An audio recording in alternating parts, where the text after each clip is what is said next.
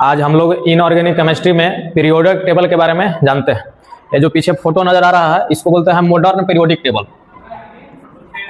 इसको क्या बोलेंगे? मॉडर्न पीरियोडिक टेबल, यानी कि आधुनिक आवर्त सारणी। आधुनिक आवर्त सारणी का खोज किसने किया था? आधुनिक आवर्त सारणी का खोज किया था हेनरी मोसले नामक वैज्ञानिक ने, जो इंग्लैंड के रहने वाले थे 1913 ईस्वी में। ठीक, अब ये जो आधुनिक आवर्त सारणी है उसको मुख्य रूप से दो भागों में बांटा गया है, वर्ग यानी कि ग्रुप और दूसरा आवर्त यानी कि पीरियड के आधार पर। जो हम लोग का आधुनिक आवर्त सारणी होता है उसमें वर्ग यानी कि ग्रुप की संख्या 18 होती है। जो तत्वों का उदग्र पंक्ति होता है, उदग्र मतलब जो खड़ा खड़ा लाइन है, इसको वर्ग कहते हैं। और आधुनिक आवर्त सारणी में कुल वर्गों की संख्या 18 होती है। जैसे यहाँ पर लिखा हुआ है पहला वर्ग या इसी को बोलते हैं पहला का ए, दूसरा वर्ग या दूसरा का ए, इसी करीब करीब 18 वर्ग। 18 को शून्य वर्ग भी बोला जाता है। ठीक उसी प्रकार तत्वों के क्षैतिज पंक्ति को आवर्त कहते हैं, क्षैतिज यानी कि पट। ठीक, जैसे ये जो हम लोग का हो गया ये पहला आवर्त हो गया। ऐसे हाइड्रोजन और हीलियम पहला आवर्त में कुल दो तत्व होते हैं।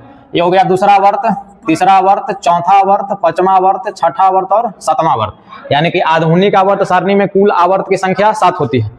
अब ये जो नीचे जो है ये एफ ब्लॉक का तत्व होता है। एफ ब्लॉक का तत्व होता है तो आवर्त का बात करेंगे तो छठा आवर्त का ही तत्व है और ये वाला सातवां आवर्त का ही तत्व है।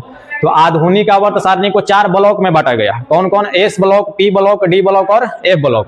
जो पहला वर्ग और दूसरा वर्ग के तत्व होते हैं वो एस ब्लॉक के सदस्य होते हैं। ठीक, वर्ग 13 से वर्ग 18 तक के तत्व पी ब्लॉक के सदस्य होते हैं। वर्ग 3 से 12 तक के तत्व डी ब्लॉक के सदस्य होते हैं। और जो आवर्त सारणी का नीचे नजर आ रहा है वो एफ ब्लॉक के तत्व होते हैं। एफ ब्लॉक में 2 आवर्त होते हैं, छठा आवर्त और सातवां आवर्त। छठा आवर्त जो एफ ब्लॉक है उसको लैंथेनाइड सीरीज कहते हैं और जो सातवां आवर्त है उसको एक्टिनाइड सीरीज कहते हैं। ये जो छठा आवर्त यहाँ है, यहाँ से निकालकर यहाँ रखा गया है और यहाँ से निकालकर यहाँ रखा गया है।